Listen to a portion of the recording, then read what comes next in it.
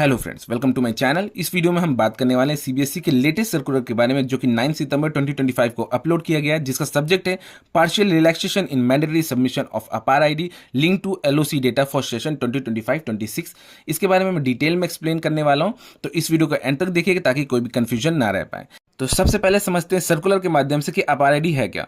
तो अपार का मतलब होता है automated permanent academic account registry. यह भारत सरकार की एक one nation one student ID पहल का एक हिस्सा है, जो कि नेशनल एजुकेशन पॉलिसी 2020 के तहत आता है। ठीक है।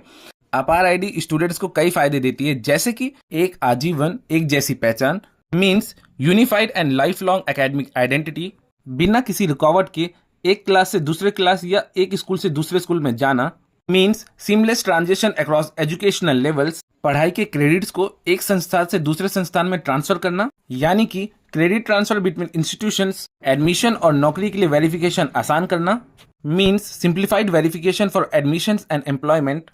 अब बात करते हैं कि इस सर्कुलर का मेन मोटो क्या है। तो सीबीएसई ने सभी स्कूल्स को क्लास 10 और 12 के रजिस्ट्रेशन के लिए, जो कि लिस्ट ऑफ कैंडिडेट्स है, उसको जमा करने के लिए कहा था, जिसमें अपार आईडी को लिंक करना अनिवार्य था, जो कि मैंडेटरी था for specially for the school जो भी इंडिया में लोकेटेड है। लेकिन कई स्कूल्स को अपार आईडी बनाने के लिए दिक्कत आ रही है। जैसे कि कौन कौन सी दिक्कत है वो भी डिस्कस कर लेते हैं। अलग अलग पोर्टल के बीच में डेटा को जोड़ने में परेशानी, लाइक यूडाइस में कुछ और नाम है, स्कूल डेटा के हिसाब से आधार कार्ड पे भी अलग नाम है, तो मिसमैच हो रहा है, डेट ऑफ बर्थ मिसमैच हो रहा है। ठीक है, जिसकी वजह से अपार नहीं क्रिएट हो पा रहा था। स्कूल के रिकॉर्ड और आधार कार्ड का डेटा में अंतर, डेटा ठीक करने या अपडेट करने में ज्यादा समय लगना, कुछ स्टूडेंट्स के मदर फादर की तरफ से कोई कंसर्न ना मिलना अपार आईडी जनरेट करने के लिए। तो इस तरह की कुछ चुनौतियां थी, इस तरह के कुछ चैलेंजेस थे, जिसकी वजह से एलओसी सबमिशन के लिए भी डिले होना है, और साथ ही साथ में अपार आईडी भी बच्चे का नहीं बन रहा था। इन सब चैलेंजेस को देखते हुए सीबीएसई ने एलओसी जमा करने के लिए कुछ छूट दी है, तो उसको भी डिस्कस करते हैं।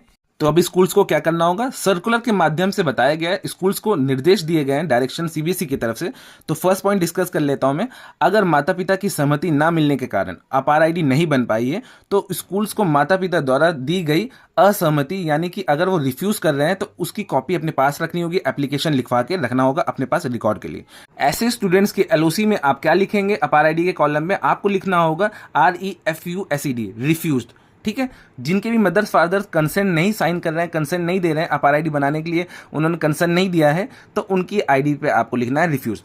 पॉइंट नंबर 2 में समझ लेते हैं। अगर अपार आईडी किसी और वजह से नहीं बनी है, तो एलओसी पे क्या लिखेंगे, एलओसी में स्टूडेंट्स के सामने लिखेंगे NOGEN, नो जेन, मीन्स उनकी अपार आईडी जनरेट नहीं कर पाए हैं या जनरेट नहीं हो पा रही है। पॉइंट नंबर 3 में कहा गया कि बाकी सभी मामलों में छात्रों की अपार आईडी देना जरूरी है, मीन्स जिनकी भी अपार आईडी जनरेटेड है, आप अपार आईडी की कॉलम में वो सब फिल कर देंगे, और जिनके भी पेरेंट्स